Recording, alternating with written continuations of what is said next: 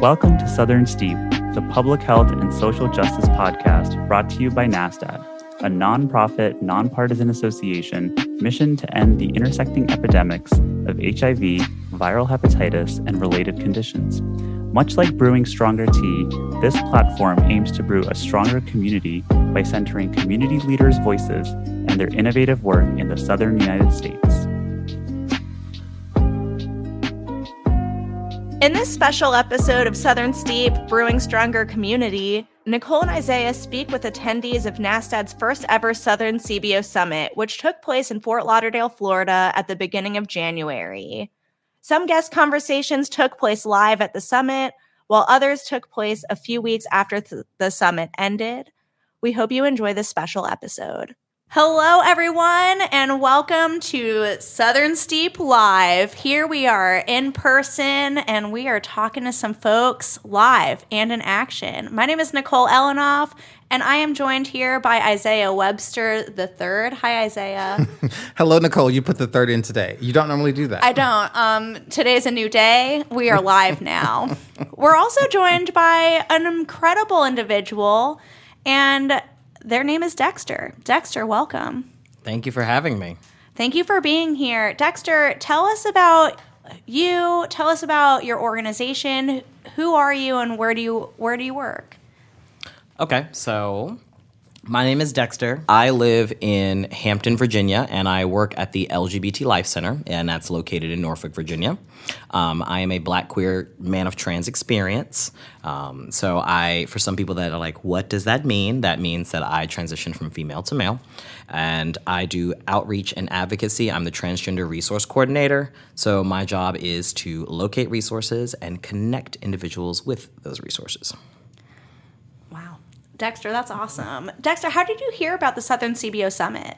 So my supervisor actually asked me if I wanted to go. She actually was watching me while I was typing and popped over my shoulder and said, "Hey, so would you like to go on an adventure?" And I said, "Sure. You know I like adventures. Is it an exciting adventure?" She said, "Oh, you're going to fly to Florida. I think it's exciting."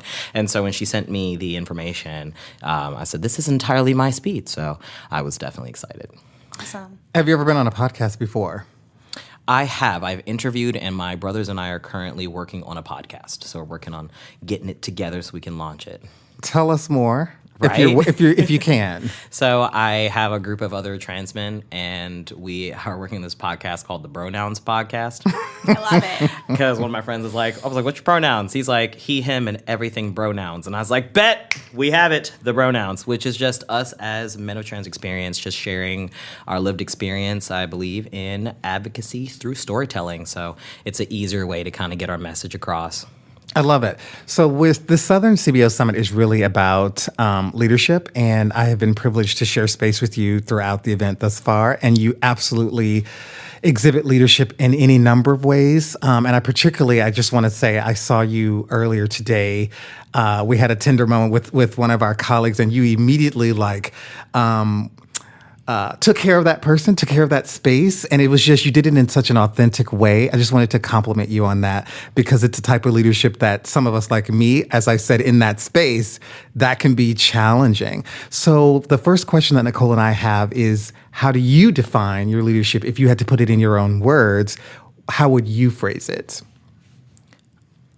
So one thing I've learned about myself in defining my leadership is that I am a intellectually empathetic leader. And a friend of mine helped give me that language. So I'm incredibly empathetic. I feel what people feel, but I read it very logically. And so when I'm in spaces of leadership, I try to take that into consideration. I've been told I'm very disarming, and that can be very helpful. As a Libra, I try to be balanced for everybody else but myself. So I've noticed for me, when it comes to my leadership, it comes from a place of fairness and justice. And in order for me to be that person, I have to actively listen. I have to make sure that I'm getting the representation from others, and I value people's voices.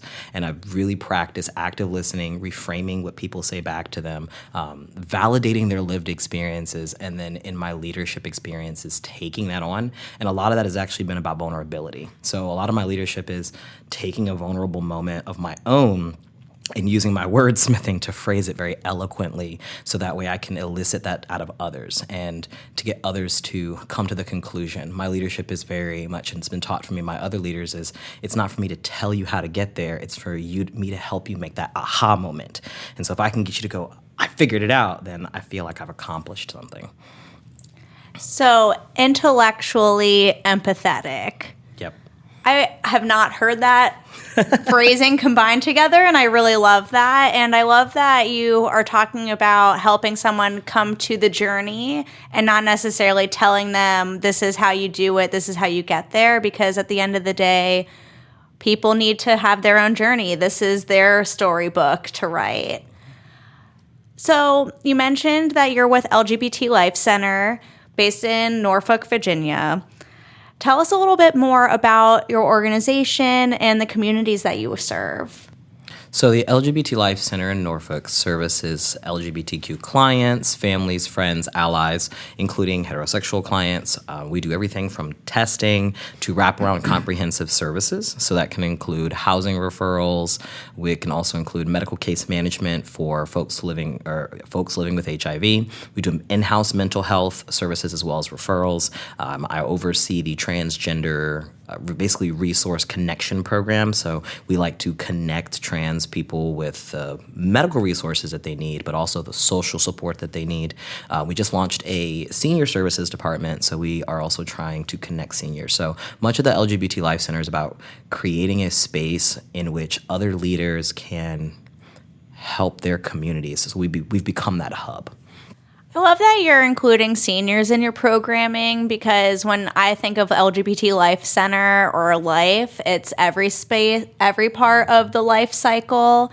And I think sometimes, especially LGBTQ seniors, are left out. And sometimes they might need the most support because aging can become very isolating. And if they are living in a place that is not affirming, that can be very detrimental to that person and their wellness. So that's awesome that you all are doing senior programming. So we're not quite finished with this Southern CBO Summit. We have another half day to go. But up to this point, what do you think is going to be your takeaway or one of your takeaways from this experience, this event? One of the biggest takeaways I've got from this event is the importance of cultivating and curating intentional space with others.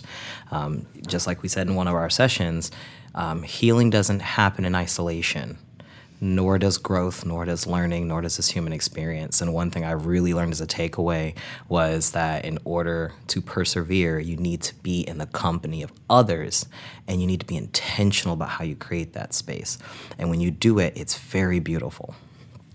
Something I said earlier in a previous session is that it takes a community to heal a community. And I think that one of the unique experiences of this summit is that folks that are community leaders at CBOs in the South are able to come together. And inherently that is a community, because not everyone knows what it's like to be a leader at a CBO in the South. Or just being a leader in general. And it's important as leaders to have a space, because our conversations are different, our interactions are different, our needs are different. And one that's key is that we get to rest and recharge in a place with others that have a similar experience and similar mindset. And so it's very reassuring. It can be lonely being a leader. Incredibly, especially when your job is to unite people and yet you feel lonely. But it's also nice to see others share in that struggle. So when you see that, you realize that, again, that loneliness is very personal. And it's okay to be alone, but you have to combat loneliness. And so this, to me, was an act of self-love, which was to come out here, try something new, meet some new people that reflect back to me something beautiful in myself. So glad that this is happening. I have a big smile on my face, everyone. So happy. We have another question, and that's the question we ask for everyone. What do you love about the South, and what do you want to see for the South? This is a question we ask all of our guests on the pod. I love the essence. There is a very special soul that Southerners share. I have lived in the North. I've lived here, and I've traveled different places in the South. But it's something that's that inclusive of Southern hospitality, but it's just something extra. It's something special. There's that, we all got a little seasoning in our soul here in the South. It don't matter what you look like. Everybody got a little special Southern seasoning on their soul. And it's just this innate desire to want to connect. It's just something that we do here in the South that's so well. So one thing I really want to see is I want to see people manifest in the South. I want to see people manifest that leadership and manifest leaders that look like the communities that they serve, because they deserve that. Dexter, it's been incredible having you here. It's incredible coming. And yes, get your life. I can't wait for the pronouns. So I have a question. Besides he, him, what are the other pronouns? Dude, what else? Oh, man, I've heard so many. Sir, king, daddy. It just depends. So Daddy. always. But many of my brothers are fathers. So that's another thing we get to talk about is actually transparenting, meaning being the parent who is trans and having youth, but also being a parent of trans youth. So they kind of opened me up to they have issues just like cis men. It's the exact same, except they don't see it. They see it from a different lens. So it's one of those routes that we're going to actually delve down. We can't wait to listen. And we're so glad that you were able to come and be a guest on our podcast. And we look forward to seeing everything that you continue to do. This is not the end. This is just the beginning. Entirely. Continue to do this. This summit was amazing. And you heard it here on the podcast. Everyone, yeah, this was the first ever, not the last.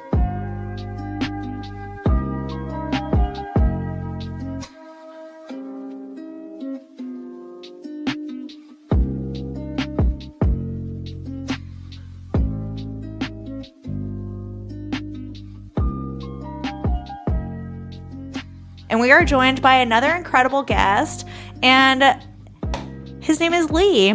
Lee, welcome. Thank you. Lee, tell us more about who you are and what organization are you with? Yeah, so my name is Lee Dyer IV. I use the pronouns he, him, his. I am one of the co-executive directors and co-founder of an organization called BONDS, which stands for Brothers Obtaining and Navigating Dynamic Solidarity. We're a grassroots nonprofit that does leadership development and HIV prevention and sexual health education for trans men and transmasculine folks. We kind of started out as just like a support group of trans guys getting together in the DMV area, and then it evolved into an organization, and we do a week every year called Trans Men and Transmasculine Week of Affirmation and Resilience, which has is hybrid. So there's a virtual part during the week where we do a session around topics that speak to the lived experience of trans men and transmasculine folks, and then we end it with some social events connecting trans men and transmasculine folks, because while we know trans people face a high number of violence, but unlike our trans femme folks, trans men leading cause of death most times is suicide. We see that happening from loneliness and isolation, so we wanted to stand in a void that creates some connections. Thank you for sharing that, and we're so glad that you all are here at the summit. How did you hear about it? So Tyree Williams, who's the co-executive director of Bonds as well, he in his full-time work works for the Virginia Department of Health, so was familiar with some of the with the HIV world and the work that's being done, and helps a lot of times establishes services and programs for us. So Lee, I really appreciate you being here and your opening comments. I statement. I feel like when we talk about trans folks in general, it often goes to housing, it often goes to transportation, it often goes to all these other things. You mentioned mental health, which I feel like we don't talk enough about. I wanted to know, just from your perspective, what do you think we need to be talking about vis-a-vis mental health of trans masculine folks that's not being talked about? Well, I think there is it's multi-pronged, right, and multi-demographic, because it's not a monolith. So just a little bit of contextual background, with the creation of Bonds and the co-executive directors. Like I said, Tyree, he's always been in the activist community, HIV community, and myself. I work in higher education, so I run the Center for Sexual Orientation, Gender Identity, and and expression at James Madison University. So I was seeing your Generation Zs, he was seeing, millennials and up. And so like we saw like with our older trans men and trans masculine folks, due to safety, many of them had been living stealth.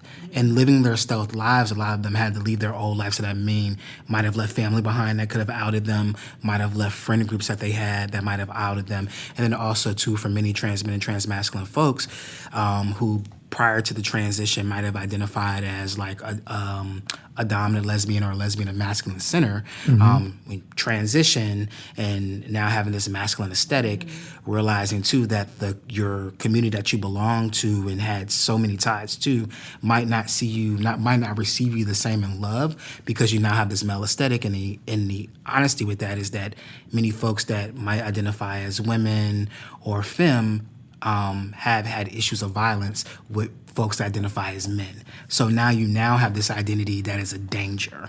And so that we saw that isolation play into mental health. And then also too, depending on like socioeconomic barriers and things like that, just not even having access around mental health or not even knowing where to go or finding affirming care. So like myself, like I've had the privilege of education. So when I go find a therapist, I know I can go to psychology today, put in all types of filters and find somebody who can fit all my needs, right? But I remember when I lived in like Cincinnati, right, going to a therapist and being like, I'm dealing with anxiety, I'm dealing with ADHD, but them trying to root all of my things to a transition. Be like, that's not the totality of me.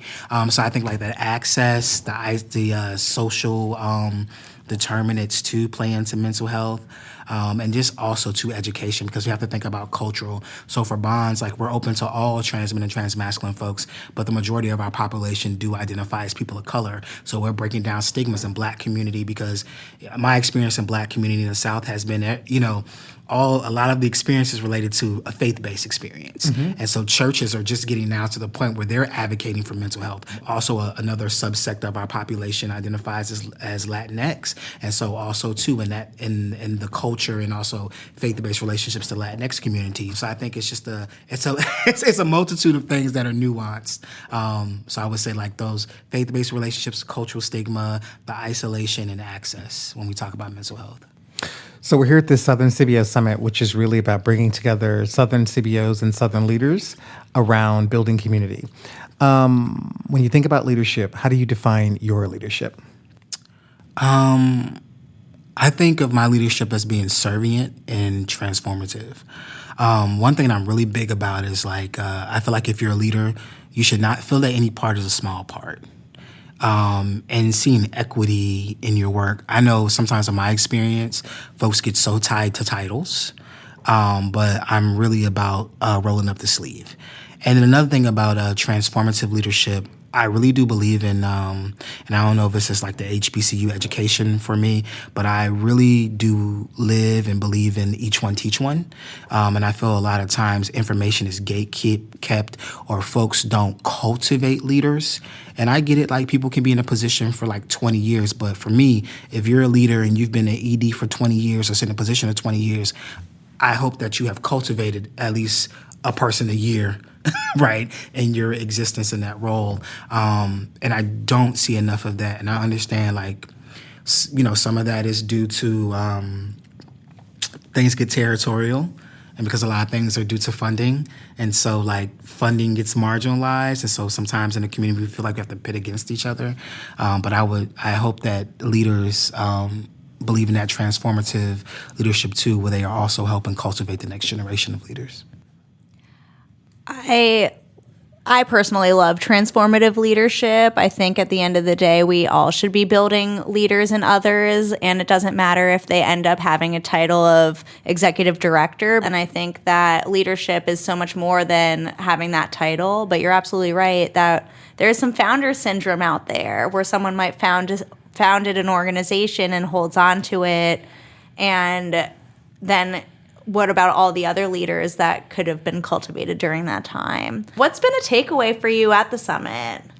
I've been to some really, really great sessions. So today, One of the sessions that I went to about stigma, and just hearing about what other states are going through. And so just hearing from some of the other CBOs that are in the Bible Belt and hearing about their different workarounds, that even though legislation has hit them hard and things like that, the creativity that they've had to work around the laws to get their services and get their population demographics to still get what they need. I think that's been great. And then another session that I went to that was really great was about community partnership, and it kind of reframed the way we think about community partnership, especially like one of the critiques that I myself give and folks always give like about the community and about like this work is like, oh, come on, I'm tired of being on the political like campaign, or like, do I have to be friends with everybody?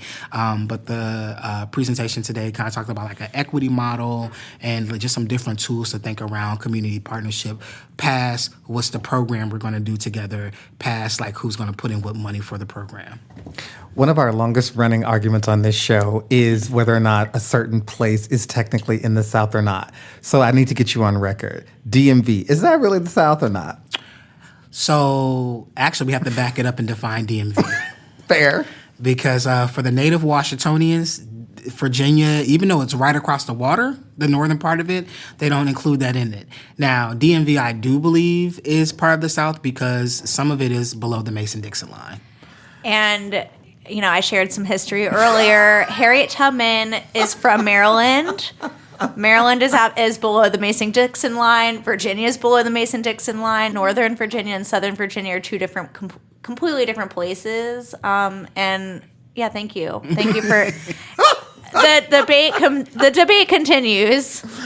Sticking with that theme, what do you really love about the South, and what do you want to see for the South? I mean, I know the South has quite an interesting history, but I also believe it's very beautiful. So I am a native of New Orleans. Well, let me say originally Marrero, because, like, you know, people from New Orleans would be like, wait, the West Bank and the East Bank are two different banks. Don't try it. They are. But being a native of the cities, and growing up in a city that I feel was very closely still kept a lot of their African traditions, and there's no other place like home. In other southern states I've lived in, like North Carolina and Virginia, I just feel like there's a hospitality that I don't get everywhere else, and a thing of like being seen by folks, right? Just past the no knock against New York. I understand it's very busy and fast-paced, so people just have to walk fast and can't make direct eye contact. But, you know, it's like when I'm home in New Orleans and people make direct eye contact with you, they're like, hey, baby, how you doing? Like, it's a comfort and a reassurance, and I've loved the community. Like, even though there's been some adversities, but I feel there is community support. Like my grandmother, she always does this thing of like, when she talks to people, especially if she doesn't know them, past asking your name, she'll say, who your people, baby? And so like that who's your people, because we all know each other and look out for each other. That's one thing I do love about the South. Where I would love to see the South move, I think we have a lot of equity to build, but one of the things I would love to see is like, I don't know if you could say people of color gentrification, but not just the South, many cities are dealing with a vast gentrification. But the one thing in the South that I'm seeing that's like that gentrification is affecting everything, like all parts of the world. I would like to see more of us that moved away from the South, that's made our money and made our things move back to the South and buy grandma's home. And instead of sending our kids to the private school, send our kids to the school in the neighborhood and really be a part of that community. Use Maryland for an example. At one time, I think Maryland had the most concentrated Black millionaires in Prince George's County? Yes. Mm-hmm. And so instead of folks sending their kids to Prince George's County, they would send their kids to Sidwell and Friends, right? And I think about like when my grandmother grew up in a segregated New Orleans high school, right? We all know separate but equal, it was very unequal. But she always talks about how it didn't matter what the school didn't have. Her father was a Mason, so the Masons raised money for books. Her mother and other friends, they were cooks, so they were in the lunchroom cooking. Everybody was a part of the school in that synergy. So like, I always tell people like, if I do have children, that's my route in life. If I own on a home in the city and the school's not that good, well, I'm gonna be the classroom parent. One of my gifts is writing grants. So me and that principal are gonna be together, like, what y'all need? Because let me get my team together so we can write a grant to help uplift that. And I think like if we start to get back in that, we can kind of like shift the culture and really bring back those close-knit communities and really give some economic growth. Because while we make laws around different things, I think the thing that like keeps some of our southern cities in a high crime is that like we've lived there and we had to get away, but we don't do the comeback and we don't do the rebuild. So we had a guest on recently, and when we asked her this question, she was saying how her hope for the South is that they'll be able to stay in the South because of some of the gentrification that's going on, and just being able to have the ability to buy grandma's house because of how much things are gentrifying, that grandma's house might not be able to be, paid for. And so I really appreciate what you shared, because it's a lot of what has been said, and plus putting in more of an investment into the schools and like really being in the community that you live in. Yeah.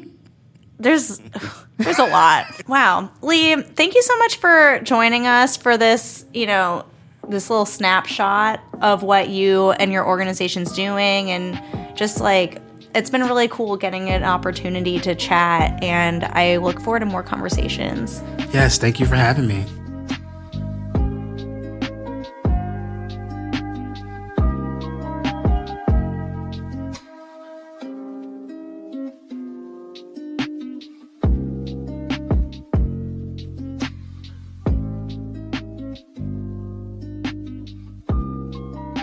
Hello, Dean.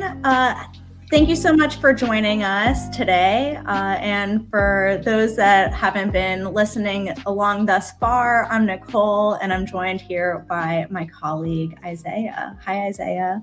Hi, Nicole, and hello, Dean. Hi, Nicole, and hi, Isaiah. Very good. I'm so glad that you're able to join us today. So, Dean, tell us a little bit about who you are, what organization you're with, and then we've got some questions for you.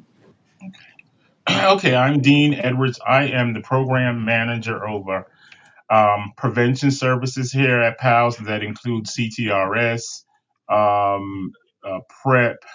We have substance abuse programming here at PALSS, and mobile outreach, mobile testing. Been with PALSS about 17 years now. PALSS is formerly known as Palmetto AIDS Life Support Services. We've been around since 1985. So the first in the state, one of the first in the Southeast. And we've been striving and moving forward over these past 35 plus years. Originally from the island of Bermuda, transplant here to South Carolina, and little background in education. Yes. Awesome. So PALSS is in Columbia, South Carolina. And thank you so much for giving us some more background about PALSS and some of the programs that you offer. Dean, my first question for you is, how do you define your leadership? At the summit, we have been talking a lot about leadership, and how would you define your leadership? My leadership, very inclusive. The team that we have here in prevention, we bring stuff to the table. Being here over 17 years, I couldn't have gotten through it without the assistance of the team. Over the years, we have brought students in, we have brought younger members into the team, skilled members into the team, and that has allowed us to progress from just us basically doing interventions to now a full-fledged testing program. So I like to include everybody. I like to hear a lot of support and information from the team to help build us. Always encourage them to get out into some of these conferences and summits and retreats and things like that to bring back information to make our job a lot easier and for us to be allowed to impact the community. So very inclusive, very welcoming. I always like to say that, the door is always open, and, being around a long time, I know I can't do it all, and it can only work by everybody on this team pulling forward and assisting with what we're trying to accomplish. That is great to hear, Dean. And we're so happy that you made time to be a part of this podcast. You know, Southern Steep is really about looking at all of the folks in the South who are doing work with CBOs and with community, which obviously you do. And then the summit itself was really about bringing those folks together to talk about what those partnerships look like. And you talked a little bit about your organization and what it does. I'm wondering if you could share with Nicole and I and the listeners a little bit about your partnership building in South Carolina, particularly the partnerships that your organization is building with other CBOs, with other community leaders, and how you stay engaged with those folks as you're doing the important work that you've already articulated. Well, with engagement and community partnership, we have, over the years, we have maintained the respect of the community. And I think that's because we're in the community, have been in the community a long time. And the community understand that, who we are, they're going to get the best quality service and best practices come from PALSS. We are ongoing with engaging the community and community leaders in partnership. There's several projects. Every time you write a grant, you have to go to a different area or move in a different direction. And because of PALSS and the longevity of it, we don't have a problem with that. We from the state house to the local health department to surrounding county health departments to the colleges and universities to some of the substance abuse areas. It's just going in, negotiating with them, letting them know who we are, because sometimes we have to still do that. Letting them know who we are, what we can offer, what we can partner with, and sometimes bringing them to the table. Years ago, when we was planning these national campaigns like National Black HIV Awareness Day and World AIDS Day, we always used to bring the community together and plan for the community event. We will do stuff at the State House, or we'll bring members from the universities, members from the local shelters and things like that to the table to plan an event. And on occasion we have had different events at these other institutions. We're there in the community. When the homeless shelter will have a community day, and we'll bring out, not just our testing, but we'll bring up our information table and just set up. So we're in the community everywhere that we can be, and that's the local community. But we do go to surrounding counties to also engage the community and continue to build partnerships. It's an ongoing thing. You can't just stop. You have to redevelop, refocus, and reengage. You're absolutely right that it's an ongoing process, and meaningful community engagement is not a one and done. Mm-hmm. I'm wondering if you can share a little bit about some takeaways that you had from the CBO Summit. I think one of the bigger things is something that, I just got off a meeting with the local health department, focusing on status neutral. The health local, they're telling us that's the direction that we need to move on.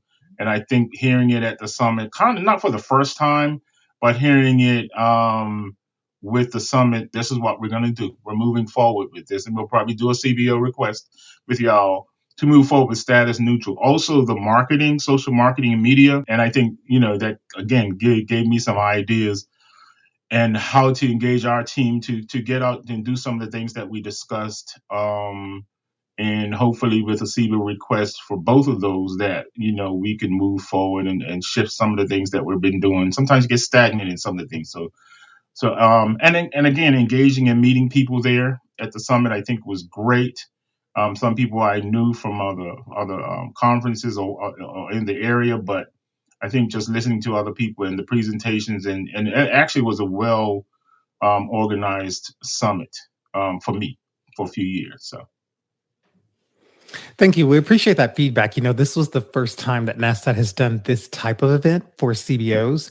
We are known as the convener of technical assistance events for health departments, and we have a lot of experience doing that.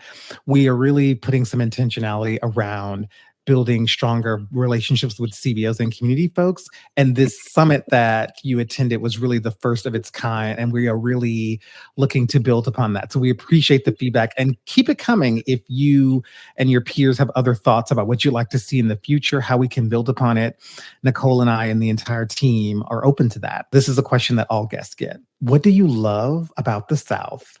And what do you want to see for the South? I like the South because it's a friendly environment. People speak to you. Have conversation with you. Of course, I love the weather. The availability. I love the beach. So the availability to the beach is not far from here, whether it's in Charleston or going to Florida. I just like the more um, personable, homely, very southern way of approaching community and friends. I haven't lived anywhere else other than Atlanta and Bermuda. Place reminds me a lot of Bermuda. Bermuda is a tourist island, and I feel like it's more welcoming in this area in Columbia, South Carolina.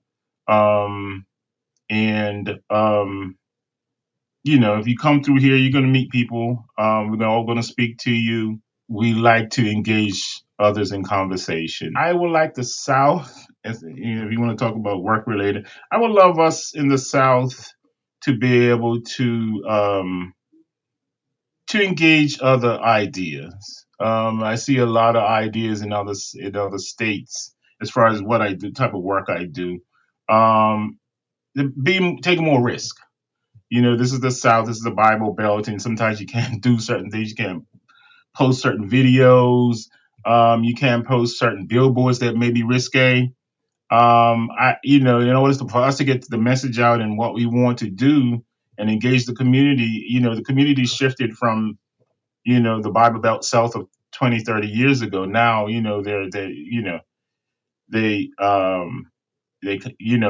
they're more focused, or they're more out with their ideas and what they want to see. So I see, because of the South and the Bible Belt, that we have to be a little bit restrictive in what we do. I would like to see us to just kind of let some of those things go and allow us to do some things outside of the box that we're restricted on right now. Kudos to all of that. We agree. Innovation is not just a buzzword. It should be something that leads our work. So we certainly agree with that. Before you go, Dean, tell the listeners where they can find out more about your organization. What are your social media handles that you want to share? How can folks learn more about your organization? Great. So we are PALSS, of course, www.pals.com, on Facebook and Instagram, PALSS as well. Just hit us up, shoot us an email. We always like comments, we like responses, we like good feedback. So we're here in Columbia, South Carolina. The number is 803-779-7257. My email address is dean.edwards with an S @pals.org. And, please shout out to us, visit our website. And I just, again, thank you all for this opportunity. Thank you for inviting us to the summit. Really appreciated that. And again, we will look out for submitting some CBO requests for some of the things that we know that we need to move forward on. So thank y'all. Dean, thank you so much. It's been such a pleasure getting to share space with you again, and really looking forward to continuing our partnership with you all and working with you. So thank you so much for taking time to talk with us.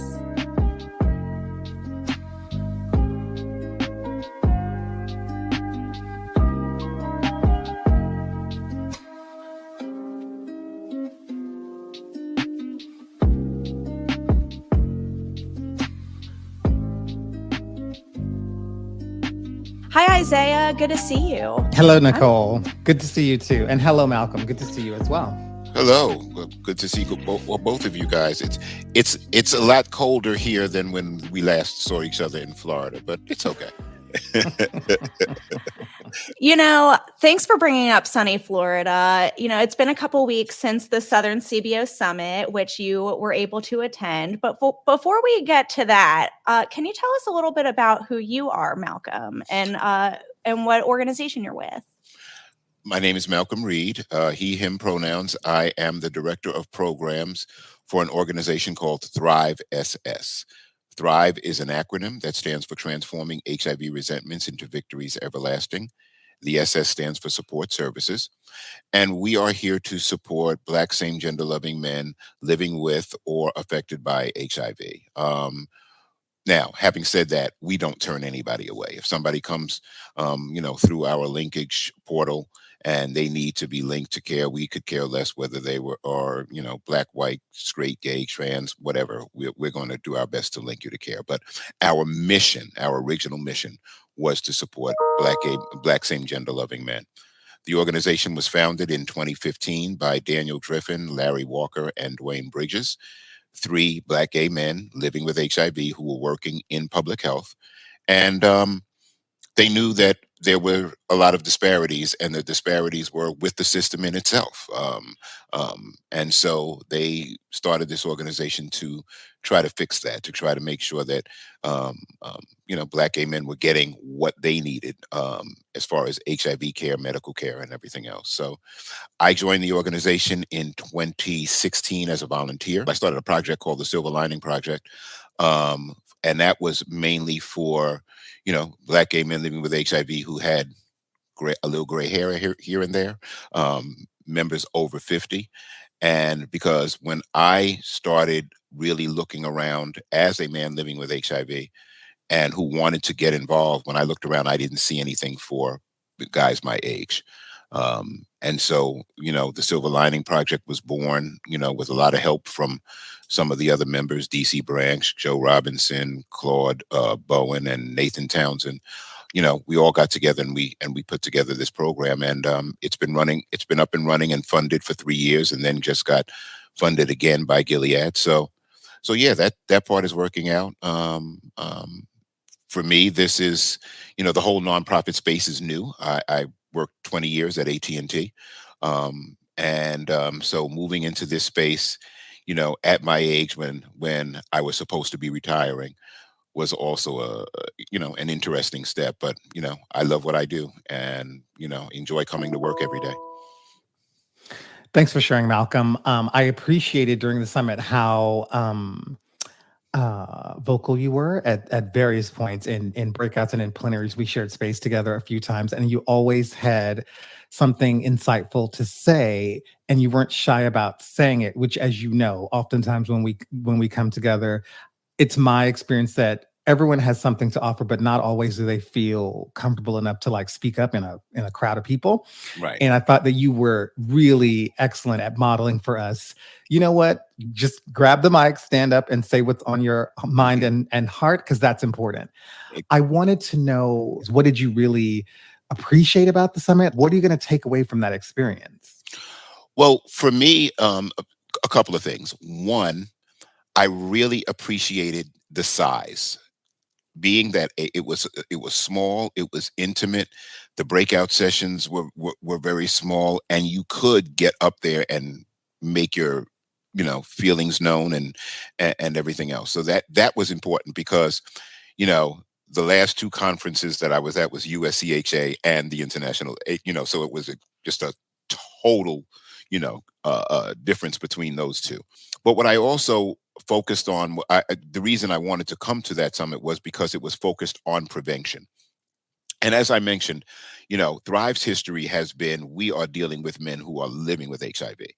And, with finally the uptick in PrEP in the Black community, finally, the status neutral approaches that we're talking about, we're really getting more into the prevention landscape. And so I just wanted to learn as much as I possibly could about what was going on with prevention, what is happening. I'm kind of a policy geek, so a lot of the policy issues around prevention were important to me as well. So, I got to sit in on Nicole's workshop and a couple of other workshops, about policy, and that too was very, very important to me. So I just loved the way it was structured. Like I said, small, intimate, exchange some ideas, get some contacts, and, talk to people, after the summit. So that was really good. It was so great having you participate in some of the sessions. And as Isaiah was mentioning, just hearing your voice throughout was just great. I appreciated everything you shared. We appreciate this feedback.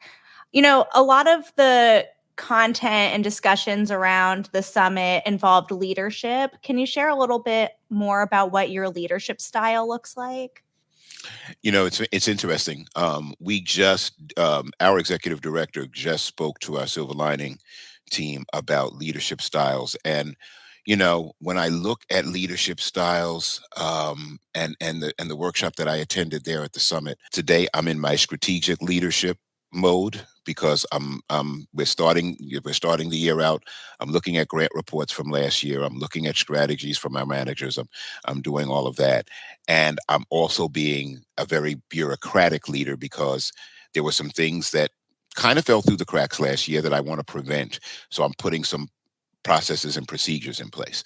I think in my role, I have to have all of those leadership styles on a shelf and be able to pick them when I need them. Um, I was, like I said, 20 years at AT&T. I managed a team of developers and testers, none of which I had the expertise in, and so I was managing people who knew more than me. And in my first 2 years of that role, I was really intimidated. I became a laissez-faire manager because it was like, okay, they know their jobs, and the minute I open my mouth, they're going to know that I don't know, so I'm not going to say a word. But then I realized it was like, you know what, no matter how much everybody needs direction, and everybody needs to say, wait a minute, is this the right thing to do? And so I became, more of a servant leader in that role. But then I started learning about the different types, and realized that at any time of the day, or when you're doing certain tasks, you're going to pull different leadership styles. I have I have two ladies on my team, my case manager and my community member engagement manager, and they both call me the daddy leader. They they say that Malcolm's very interested in how we're doing, and they always know if they need something they can come to Papa. So, you know, you got to do what works. Try to motivate your team as much as possible. I'm not quite in the trenches as much as I'd like to, because we've got a lot of, our program library right now. Our program inventory is a lot, and so just making sure that the managers have what they need to keep those programs running, puts me into a more strategic and, like I said, sometimes a bureaucratic role. But when I can get out there and be that servant leader and be that, like I said, that daddy leader, that's the leadership role that I really like. Thanks for sharing, Malcolm. Supervision is a whole nother skill set. So I'm reminded, as you were sharing your experience at your previous job, about how you were really leading a team where the team had a lot of expertise that maybe you didn't have. It is amazing to me. It's a reminder to me that leadership is its own expertise. And so even if you did have the same expertise as your team, that doesn't necessarily mean that your leadership would have been any different. And I think we see that a lot in the community work that we do and the HIV work that we do, because there's so many different specializations. And I think we forget it because of resources we end up with in our profession, as you and Nicole know. People end up doing multiple roles. So maybe you're the outreach worker, you're the grant writer, you're the person that looks at the books, because you just don't have enough money to have someone in all of those roles. And so you quickly forget, in other industries, there's a person for every role, and you don't have to know everything. Exactly. So it's just fascinating. Exactly. What do you love about the South, and what do you want to see for the South? I love Black culture in the South. Moving from New York City, which was, extremely diverse, to coming to the South and seeing Black folks. Obviously some doing well, obviously some not doing well, but the diversity among Black culture was huge for me when I first moved here. And so that part really stuck out to me. Just the history, being in Atlanta, being able to go to the King Center and really understanding what was going on. Even though I was a child during civil rights, and I remember when I remember some of those things with Martin Luther King. Just being able to feel that history and feel where it came from. Obviously, the weather is better than it is in New York. Although we've had some days here in Atlanta that it's like, I didn't move here for this. I didn't move here for ice and snow and everything else, but it definitely is better than New York. What do you want to see for the South? The political landscape has got to change. The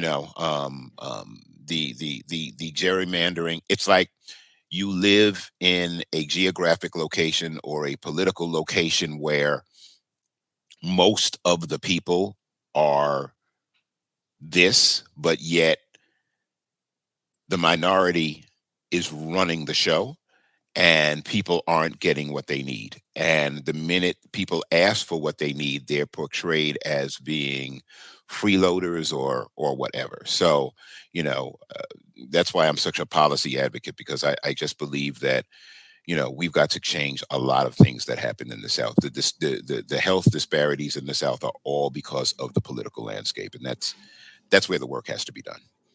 100%. And I think that, a community, if a community is majority African-American, for example, then it is not unreasonable to say that the leadership of that community, the mayor, the police chief, the fire chief, all of the people who are making decisions should reflect the community that they're making decisions with and for. And that's a direct impact on health. That's a direct impact on public health. If the health department for a majority Black community doesn't have Black people in its leadership, that's no good.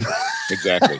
A term that I learned during the Southern CBO Summit was political determinants of health, and that was by Dr. Monger. And I think so much we talk about social determinants of health, but we don't talk about the political determinants of health, like Medicaid expansion, for instance. So thank you for bringing that up. And there's a lot that can happen in the South, but yeah, a lot of system change. Malcolm, thank you very much for joining us today to talk a little bit about you and your program, your leadership, and some takeaways from the Southern CBO Summit. Please save the date for the next one, which is going to be taking place in January 2024. It's January 17th through the 19th, 2024. Malcolm, would you mind sharing your contact information, your social media handles for anyone who's listening who might want to connect with Thrive? Sure. My email address is Malcolm, MALCOLM, @thrivess.org. Obviously, thrivess.org is our website.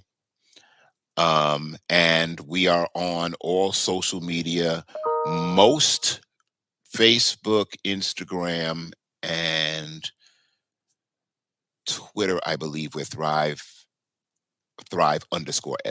And then if you just want to reach out to, just me on social media, or if you have any other questions, if you can't find Thrive on social media, I am on Facebook at Mal, MALKREID, Mal K. Reid, and on Twitter at Malcolm Reid, all one word. Malcolm, it's been a pleasure.